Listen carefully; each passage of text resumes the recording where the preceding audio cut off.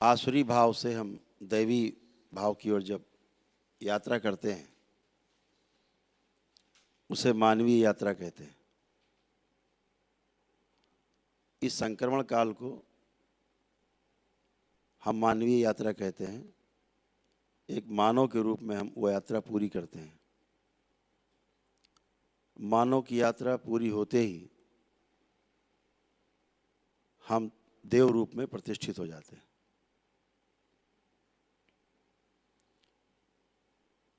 देव रूप में प्रतिष्ठित होना भी एक प्रकार का बंधन ही है। जैसे पशु, राक्षस, मानव बंधन है, इसी प्रकार से ही देवयोनि भी जो है एक प्रकार का बंधन ही है। अभी आगे बैरियर उसमें भी तोड़ने होते हैं। जहाँ पर आप देवता से,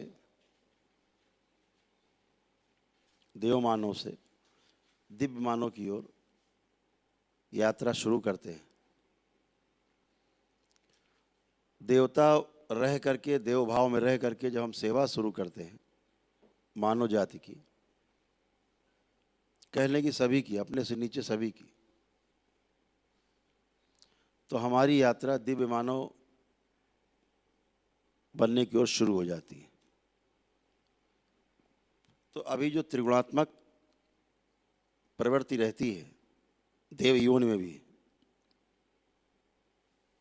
वह त्रिगुणात्मक प्रवृत्ति जो है देव योनि की जब धूमिल पड़ने लगती है, पहले बहुत प्रबल होती है, देवता बनने के बाद बहुत प्रबल होती है, लेकिन जैसे जैसे सेवा करता है कोई देवता, कोई देवी सेवा करती है, तो धीरे धीरे उसके लिए वो भी देव योनि भी, उसका आकर्षण भी धीरे धीरे समाप्त होने लगता है। और सेवा में वो शक्ति है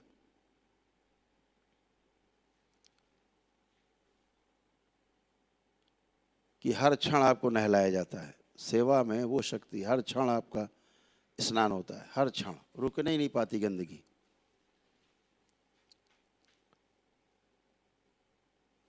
तो देवता से जो दिव्य मानव की ओर, देव मानव से दिव्य मानव की ओर जो संक्रमण है,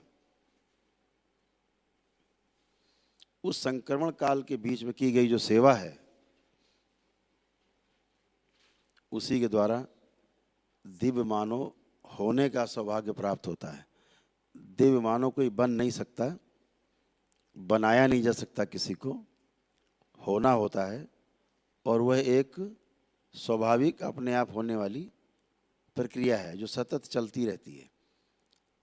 पशु से लेकर के और दिव्य मानव तक की जो यात्रा है वो स्वतः ही चलती रहती है। आप ना भी प्रयास करें तब भी आपके अनुभव बढ़ते जाते हैं धीरे धीरे जीवन में, और आपकी यात्रा बढ़ती रहती है। आपके अनुभव बढ़ते रहते हैं, आपकी यात्रा बढ़ती रहती है। लेकिन साधना से इसी की हम गति बढ़ा सकते हैं। कोई अपनी गति 10 गुना कर लेता है, कोई 1000 गुना, कोई करोड़ गुना कर लेता है, कोई अरबों खरबों गुना गति बढ़ा लेता है सेवा से। सेवा में, सेवा है क्या? अभी आप तंत्र दीक्षा लेने के लिए बैठे हैं, एक शब्द आपने पकड़ा हुआ है, सेवा करनी। तो अभी सेवा है क्या? शब्द में सेवा क्या है और उस शब्द का अर्थ क्या है सेवा का, उसको समझना बहुत आवश्यक है। अगर हम सेवा को समझ लें तो जीना बहुत आसान होता है। जब भी हम अपने को शरीर मान के जीते हैं, सामने वाले व्यक्ति को भी शरीर मान के ही देखते हैं और वैसा ही व्यवहार करते हैं,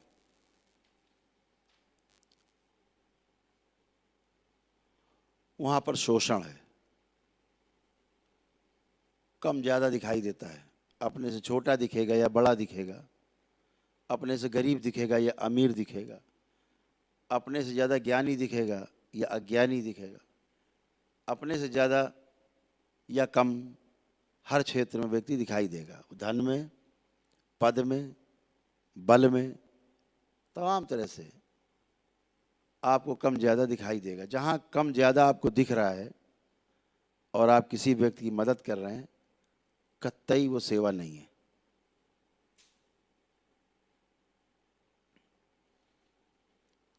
बिल्कुल सेवा भाव नहीं है। वहाँ कुछ पाने की चाहत है, यश या धन, कुछ भी पाने की चाहत है। सेवा का अर्थ ही बड़ा व्यापक है, बहुत अद्भुत है। सेवा संकल्प के साथ ही में शुरू की जा सकती है, बिना संकल्प के सेवा नहीं हो सकती। अगर आपका संकल्प कमजोर है, सेवा होना मुश्किल काम है। संकल्प अगर आपका मजबूत है तो सेवा में लेने देने का भाव है ही नहीं, होने का भाव है। और सामने वाला व्यक्ति आपको दिखता नहीं है, सामने वाले व्यक्ति में उसका जीवन दिखता है अपने जैसा। जैसा मैं चाहता हूँ, सामने खड़ा व्यक्ति भी वैसा ही चाहता है, ऐसा दिख जाए तो आपके द्वारा जो होगी वो सेवा ही होगी। अगर ये दिख जाए सामने वाले व्यक्ति में कि केवल शरीर नहीं है, ये शरीर तो जीवन अपने भोग काटने के लिए आया है, माध्यम है, अपने को प्रमाणित करने के लिए आया है जीवन। मैं हूं 84 लाख योनियों के बंधन से मुक्ति के लिए शरीर धारण किया है, मिला है। लेकिन जिस दिन दोनों दिख जाए और ये दिख जाए कि इसको चलाने वाला जीवन है, शरीर तो बहाना है, माध्यम है, साधन है, तो निश्चित रूप से आपकी सेवा शुरू हो जाती है। सामने वाले की फिर जो आप मदद करते हैं या सामने वाले व्यक्ति के साथ आप जीते हैं, तो निश्चित रूप से वो सेवा है जो आप करते हैं।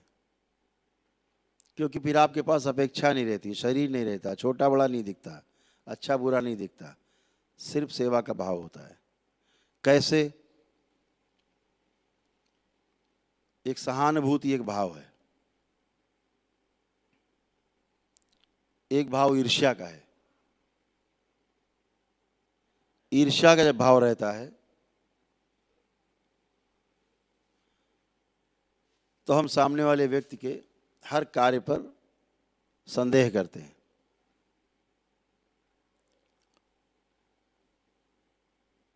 ईर्ष्या का भाव है वो जो आपको संदेह उत्पन्न करता है आपके अंदर। एक सहानुभूति का भाव है। ईर्ष्या का भाव क्या करता है? सामने वाले व्यक्ति ने कोई गलती की, आप तुरंत उसके आसपास जो वातावरण है उसमें फैलाने की कोशिश करेंगे, ये आदमी ठीक नहीं है, बदमाश है, ये तो ऐसे ही करता है, ये जानबूझ के करता है, ये नालायक है, ऐसा फैलाएंगे।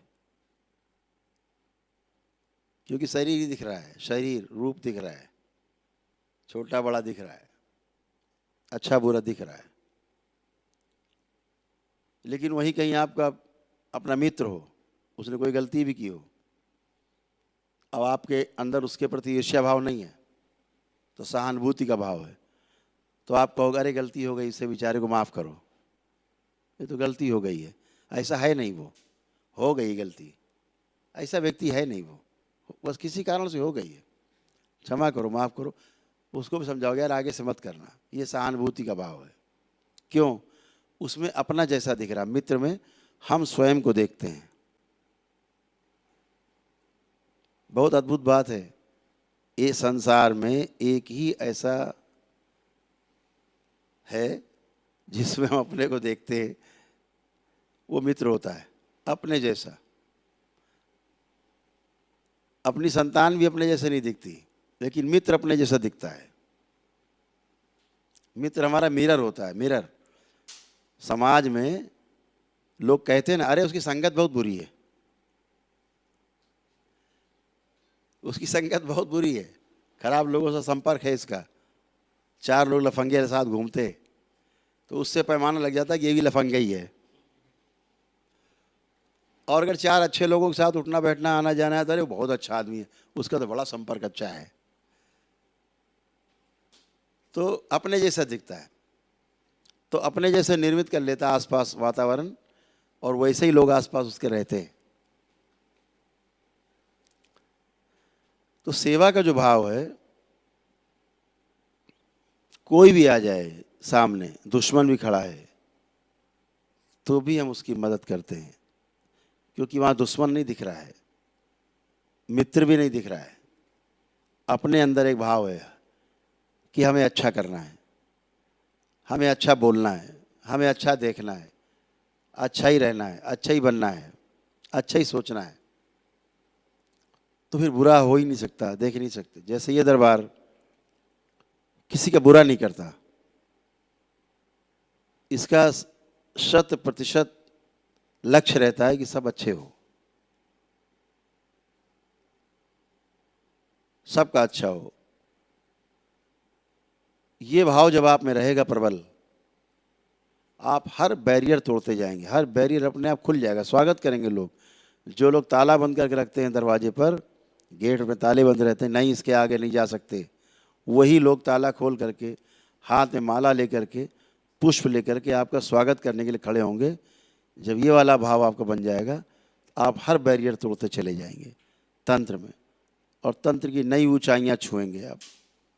केवल भाव आपका प्रबल रहे तो कुछ नहीं, क्योंकि केवल एक देखने की जो दृष्टि है, अंग्रेजी में एक शब्द है गेस्टाल्ट। गेस्टाल्ट कुछ भी नहीं है, अंगुलीमाल था, केवल गेस्टाल्ट चेंज हो गया और बौद्ध बन गया, बुद्ध के संपर्क में आया और बौद्ध बन गया, संत बन गया। वाल्मीकि जी अपने जीवन काल में डाकू थे, महर्षि हो गए, ब्रह्मर्षि कहलाए। भाव ही परिवर्तित हुआ है, कुछ भी नहीं चेंज हुआ है, केवल भाव। समझदारी प्रकट हो गई है, अनुभव हो गया है, कुछ उसका अनुभव हो गया जो है ही नहीं, जो अस्तित्व में है ही नहीं, जो क्रिया शून्य है, उसका अनुभव हो गया है। और अब वो बदल गया है, देखने की दृष्टि बदल गई, केवल व्यक्ति वही है। आप व्यक्ति वही बने रहिए, अपनी देखने की दृष्टि भी आप ना बदलिए, लेकिन सेवा का जो भाव है वो प्रबल बनाइए, दृष्टि अपने आप बदल जाएगी। एक भाव रहेगा, हमें सामने वाले के साथ शुभ करना है, यही भाव रहे, केवल शुभ ही करना है, शुभ ही शुभ करना है, ऐसा भाव रहेगा, दृष्टि बदल जाएगी सेवा करते करते। अभी यदा कदा रहता मन में कि हम तंत्र द्वारा ऐसा भी कुछ कर पाएं कि कोई बदमाशी करे, उसको हम छू कर दें तो मर जाए, छू कर दें लंगड़ा हो जाए, छू कर दें तो बेहोश हो जाए, छू कर दे तो जो है अस्पताल चला जाए। ये सब तुच्छ भाव है, सांप सीढ़ी जैसा है, ऐसे भाव आप लाते हैं ऊपर नीचे आ जाते हैं तुरंत। बिल्कुल सांप सीढ़ी जैसा है, जहां आपका भाव ये रहता है हमें केवल सबके साथ सहयोग करना है, अच्छा करना है, अच्छा ही अच्छा करना है, लोगों की मदद करना है, हर सूरत में मदद ही करना है। आप इस बात को हमेशा ध्यान रखें, शुरुआत हमेशा छोटे से होती है। जिस दिन आपका जन्म हुआ होगा और आप माँ की गोद में पहली बार आप आए होंगे, कोई कल्पना भी नहीं कर पाता कि आप यहाँ तंत्र दीक्षा के लिए बैठे होंगे।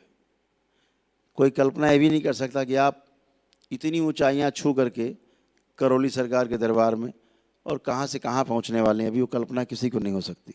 लेकिन भविष्य की किताब में लिखा हुआ है, भविष्य की किताब में लिखा हुआ है, भविष्य के दर्पण में दिखता है कि आपको कहाँ जाना है, कहाँ पहुँचना है, क्योंकि वो है।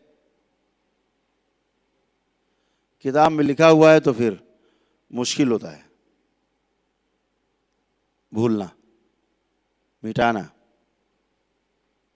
यहाँ जब किसी की मृत्यु मिटानी होती है दरबार को, तो सबसे पहले चित्रगुप्त से कहा जाता है कि पन्ना फाड़ दो इसका, इसकी मृत्यु का जो पन्ना है इसका फाड़ दिया जाए। वो फट जाता है तो मृत्यु से बच जाता है दरबार का सेवक भक्त शिष्य बाबा का। लेकिन अगर लिखा हुआ है तो बचने के चांस नहीं। लिखा है हो के रहेगा, अब लिखा ही नहीं है तो नहीं होगा। सीधी बात अब कहते हैं नहीं हम, जो लिखा है भैया भाग्य में वो तो हो के रहेगा, सत्य है। बाबा क्या करते हैं, लिखा ही हुआ फाड़ देते हैं, काम ही खत्म। तो कहते अब लिखा ही नहीं, अब क्या करोगे। तो ये आपका दरबार है, जितना आप इससे लूट सको उतना लूटो, इतने अनुभव लूटो, इतने अनुभव लूट लो कि बिल्कुल बुद्ध जैसी स्थिति हो जाए, सिर्फ अच्छा ही दिखे, कुछ दिखे ही ना। और एक बात आपको बताएं, जो बाहर दिखता है, जो आप करते हो, लोग बाहर देखते हैं, वो असल में बाहर नहीं होता, वो सब आपके भीतर होता है, सब कुछ भीतर है। जैसे आपने मंदिर में अपने बाबा की तस्वीर लगा रखी यहाँ से कि बाबा है हमारे, माँ है हमारी, तो वो आपके अंदर है, हृदय में, इसलिए आपने लगा रखा है। तो जब कोई चीज़ अंदर रहती है तो उसका जो प्रस्फुटन है, उसका जो प्रकटीकरण है, वो बाहर दिखता है। अगर कोई व्यक्ति कृष्ण को मानता है तो उसके घर में कृष्ण की फोटो मिलेगी जरूर, क्योंकि उसके हृदय में है। कोई हनुमान जी को मानता है तो उसकी फोटो घर में मिलेगी जरूर, क्योंकि उसके हृदय में है फोटो। तो जो हृदय में रहता है वो बाहर हमारे आसपास दिखता है। तो अगर बाहर अच्छा अच्छा कर रहे हैं, निश्चित रूप से अंदर वो अच्छा अच्छा भरा हुआ है। इसी को बढ़ाना है, और सेवा से आप बढ़ा सकते हैं। और इसी तंत्र के माध्यम से 84 लाख योनियों के बंधन से, जन्म मरण के बंधन से छुटकारा पा करके आगे अनंत की यात्रा पे निकल सकते हैं।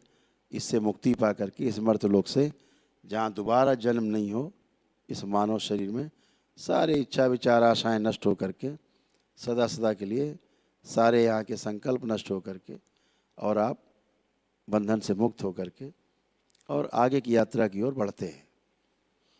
तो इस मर्त्य लोक से आगे की लोक की यात्रा शुरू होती है।